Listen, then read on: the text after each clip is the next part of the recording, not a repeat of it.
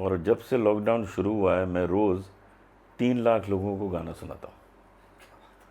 मैं किसी न किसी ऑनलाइन शो में जुड़ा रहता हूँ, किसी न किसी न्यूज़ से जुड़ा रहता हूँ, किसी न किसी प्लेटफॉर्म से जुड़ा रहता हूँ।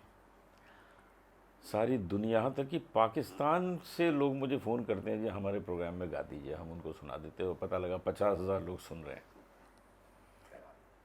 तो इस वक्त समय ये है कि आप इस समय का सदुपयोग कीजिए। ये समय वेस्ट करने वाला है नहीं। ये हमको रॉन्ग रीजंस के लिए मिला है, लेकिन उसको आप एडवांटेज बना लीजिए। जैसे कुछ कंट्रीज़ ने क्या किया, जिनकी पॉपुलेशन बहुत ज़्यादा है, उन्होंने अपनी पॉपुलेशन को एडवांटेज बना लिया कि वो लोग सब, हर घर में कुछ ना कुछ पार्ट बन रहा है, प्रोडक्शन हो रहा है। इंडिया में भी यही होना चाहिए कि हमारी पॉपुलेशन बहुत ज़्यादा है, हमें इस पॉपुलेशन को एडवांटेज बनाना है, डिसएडवांटेज नहीं। तो यही चीज़ है कि इस लॉकडाउन के टाइम को आप अपनी अच्छी सेहत बनाने में गुजारिए। अब मैं रोज़ प्राणायाम करता हूँ, मैं रोज़ जल नीति करता हूँ, मैं रोज़ सुबह उठ के मेडिटेशन करता हूँ, मैं सुबह उठ के हल्दी वाला दूध पीता हूँ, मैं एक लहसुन खाता हूँ सुबह उठ के 1 दाना, उसके बाद मैं च्यवनप्राश खाता हूँ, सीतोपल आदि चूर्ण खाता हूँ, विटामिन सी लेता हूँ, नींबू आंवले खाता हूँ। तो ये कोरोना रोना कहाँ से आएगा, मेरे पास भाग जाएगा, इधर तो उधर भाग जाएगा। तो ये समय है कि आप अपनी इम्यूनिटी इतनी स्ट्रॉन्ग कर लीजिए कि अगर भविष्य में कोई कोरोना का कज़न ब्रदर आने वाला है, डरोना भरोना, तो वो आपको न छू सके। आप अपनी तैयारी ऐसी कर लीजिए। आपने अपने इस जवाब के अंदर कहीं नरेंद्र मोदी जी ने जो कहते आए हैं कि आपदा में अवसर तलाशें, उस बात को जस्टिफाई कर रहे हैं। बिल्कुल सही है, वो हमारे नेता हैं। मैं भारतीय जनता पार्टी का सदस्य हूँ, विधिवत सदस्य हूँ, उनके लिए काम करता हूँ। तो उनके जो वचन हैं कि 2 गज़ की दूरी है बहुत ज़रूरी, बिल्कुल सही है। और अपने देश में हर घर में कुछ ना कुछ प्रोडक्शन हो, कुछ ना कुछ बने। चाइना ने यही तो किया है कमाल, अपनी पॉपुलेशन को एडवांटेज बनाया, हर जगह कुछ बन रहा है, हमारे यहाँ भी बनना चाहिए। अनुज जी, क्या आप मानते हैं, जैसे आपने जिक्र किया कि पाकिस्तान से भी लोग आपको अप्रोच करते हाँ हैं, हाँ। हमारे इस सरहद के उस तरफ जहाँ हमारे देश के रिश्ते इतने ज़्यादा अच्छे नहीं हैं, लेकिन वहाँ पे भी आप गाते हैं और लोग आपको सुनते हैं। क्या मानते हैं कि कला, संगीत एक ऐसा माध्यम है जो सरहदें नहीं देखता? देखिए ऐसा है, ये कोविड का समय है। इस समय हमें ज़रा दूसरे तरह से सोचना चाहिए। लेकिन वैसे तो वो हमारा दुश्मन है, हम तो वहाँ अब नहीं जाएंगे कभी गाना गाने, हम वहाँ उनको एंटरटेन नहीं करेंगे। लेकिन कभी कोविड पे कोई डिस्कशन होता है, इंटरनेशनल डिस्कशन होता है, वो पाकिस्तान में होता है, तो हम वहाँ उनसे ज्वाइन होते हैं, उनको समझाते हैं हम क्या कर रहे हैं, तुम लोग भी यही करो। अनुज जी, बिग बॉस भी चालू हो चुका है, और बिग बॉस से पहले मैं आपसे इस बारे में बात करना चाहूँगा, क्योंकि आप हमेशा से बहुत बड़े बड़े चैनल का हिस्सा रहे हैं, पैनल डिस्कशन में हमेशा आपको बुलाया जाता है। आप एक चेहरा हैं जो बॉलीवुड का पक्ष रखते हैं। there's a division in Bollywood in current scenario. कुछ लोग अपनी अलग बात रखते हैं, आप अपनी अलग बात रखते हैं। रिया चक्रवर्ती को लेके जितना सब कुछ हुआ, या सुशांत सिंह राजपूत, दिवंगत आत्मा इस दुनिया में नहीं, उनको लेके जितना सब कुछ हुआ, मर्डर की थ्योरी हुई, रिपब्लिक ने, अर्नब ने अपना कुछ और कहा, फिर इस पूरे तामझाम को अब रिसेंटली बॉम्बे हाई कोर्ट ने रिया को बेल दे दी है, और हालांकि बरी नहीं की है। See there is a difference, bail देना और बरी करना, सब आरोपों से मुक्त करना, वो दो अलग बात है। इस पूरे इंसिडेंट को किस तरह से देखते हैं आप? केस चल रहा है, सुशांत जा चुका है।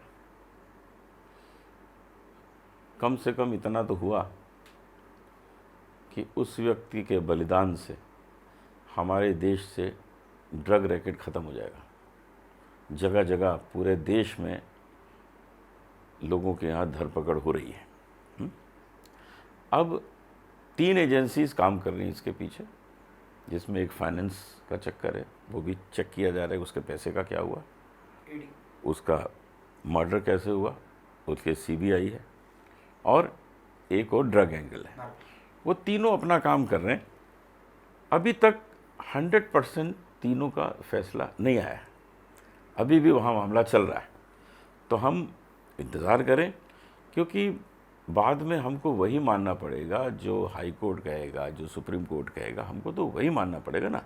ये बेल तो मिल जाती है, लेकिन बेल के बाद केस लड़ना और अपने को सिद्ध कर देना कि भाई मैं निर्दोष हूँ, तो वहाँ तक का सफ़र अभी लंबा है। वो हो जाने दीजिए, फिर जो फैसला आएगा मान लेंगे। अनुज जी, ये भी आप मानते हैं कि कहीं दो धड़े में एक बॉलीवुड एक ऐसी जगह है जहाँ सब मिलके, मैंने आई रिमेंबर 93 बॉम्ब ब्लास्ट, मैंने वो दौर देखा है जब इंडस्ट्री के सारे दिग्गज रोड पे उतरे थे जीप में और एक पूरी रैली चली थी जू तारा रोड से, if I can recall that, कि शांति और अमन और चैन और के साथ खड़े हैं। एक वो लोग हैं जो रिया की बात से सहमत नहीं है। What's your point of view on this change? Sushant और रिया का जो मसला है, इसको नेशनल बनाया गया है, ये नेशनल है नहीं। ये एक अच्छे एक्टर का मसला है और उसकी गर्लफ्रेंड का, जो भी एक्टर है उसका मसला है। ये कोई हमारा आर्मी का मसला नहीं है जो नेशनल मसला हो और सब लोग सड़क पे उतर आएँ और जुलूस लेके जाएं, ऐसा ये नहीं है। लेकिन भावुक मसला है।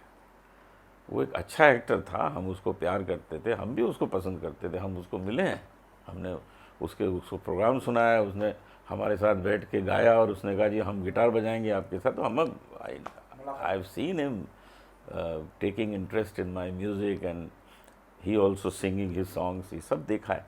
तो एक भावुकता तो है ही है, लेकिन इसको हम नेशनल इशू थोड़ी बना सकते हैं कि भाई उसके लिए पूरी जनता सड़क पे उतर के आ जाए।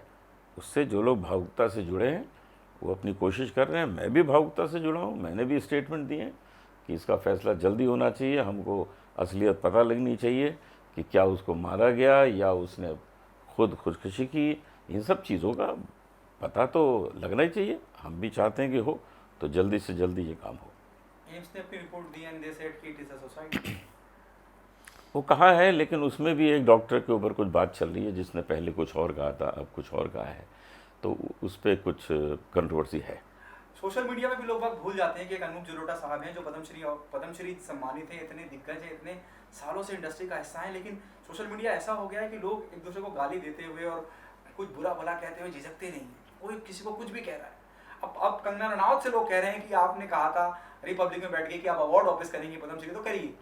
और खुद आप पद्मश्री अनुप सर इस पूरे मसले को कहते हैं कि लोगों में वो टॉलरेंस रहा है या खत्म हो रहा है, कहाँ नहीं, लेकिन उनको क्यों कहा जा रहा है पद्मश्री वापस करो? उन्होंने रिपब्लिक पे बैठ के कहा था कि अगर रिया इस केस में मुजरिम साबित नहीं हुई तो मैं अपना, तो अबेल है, अबेल है, तो बाहर से लड़ना पड़ेगा, फिर करना पड़ेगा। क्या बिग बॉस देख रहे हैं अनूप सर आप? हमने कभी देखा ही नहीं बिग बॉस, हम सिर्फ बिग बॉस खेले हैं।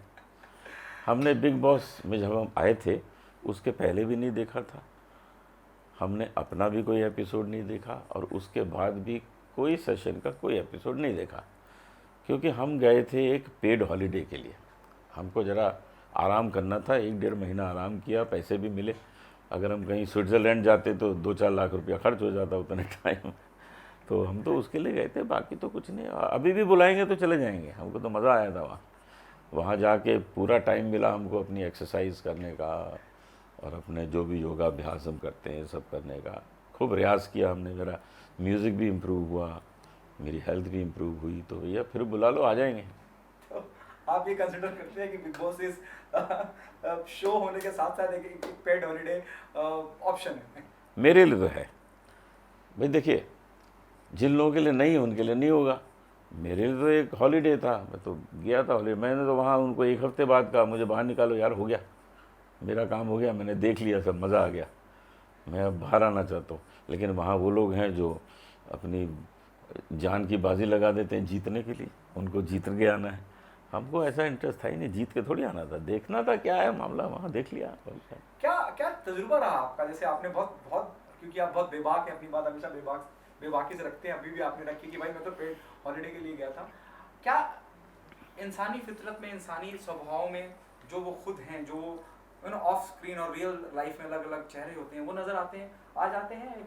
एक इंसान की मानसिकता उभर सामने आ जाती है जो सिर्फ उस तक सीमित रहती है। 16-17 लोग होते हैं। पहले दिन तो सब बहुत प्यार से मिलते हैं, मिल के 2 दिन जाएंगे, कहेंगे यार बंदा ठीक है यार, लेकिन कोई अकेले अकेले रहता है। तीसरे दिन कहेंगे यार अजीब सा बंदा है यार, खाना हम लोग बनाने लग गए, खाना बनाते हैं तो आता ही नहीं है, साथ नहीं देता। फिर चौथे दिन उसको गालियाँ वालियाँ देना शुरू कर देंगे, क्योंकि आप उन्हीं चेहरों को देख रहे हैं। ना फ़ोन पे किसी से बात कर सकते हैं, ना टेलीविज़न है, ना आपके पास घड़ी है, आपको पता नहीं क्या टाइम हो रहा है। कुछ भी तो वहाँ वो चीज़ नहीं है जो आपको दुनिया से जोड़े, कोई न्यूज़पेपर नहीं है। एक सलमान खान आके थोड़ी बात कर लेते हैं आके, बाकी तो कुछ वहाँ है नहीं। तो इस वजह से धीरे धीरे वो फ्रस्ट्रेशन बिल्टअप होता है, फिर एक दूसरे से लड़ाई शुरू होती है। जैसे फ्रस्ट्रेशन का मैं एक उदाहरण दूँ, जैसे मेरा मन हुआ कि मैं इस वक्त ट्रेडमिल करूँ। मैंने देखा ट्रेडमिल चल रही है, मैं गया, जैसे ही खड़ा हुआ ट्रेडमिल का स्विच ऑफ हो गया। तो फ्रस्ट्रेशन बढ़ा ना। तो मुझे तो फ़र्क नहीं पड़ता, मैं तो, मेरे में गुस्सा आता ही नहीं है, लेकिन दूसरे लोग जो हैं वो गालियाँ देना शुरू कर देते, ये बिग बॉस वाले क्या करते हैं क्या है। इसी तरह वॉशिंग मशीन, आप गए, कपड़े आपने अंदर डाले, साबुन डाला, वॉशिंग मशीन का स्विच ऑफ हो गया। तो वो आपको गुस्सा दिलाते हैं, प्रोवोक कर। हाँ, कि आप लड़ें, एक दूसरे से ढाई ढूई करें। तब उनको उस 24 घंटे की शूटिंग में से 1 घंटा बढ़िया मिलता है एडिट करके। अच्छा, तो 175 कैमरे लगे हैं। हाँ, एक Bigg Boss is the game who provoke you to make TRP highs और the show must go on. Of course, तभी तो होता है। अब वो 1 घंटे की शूट एडिट करके जो निकालते हैं वो मक्खन होता है।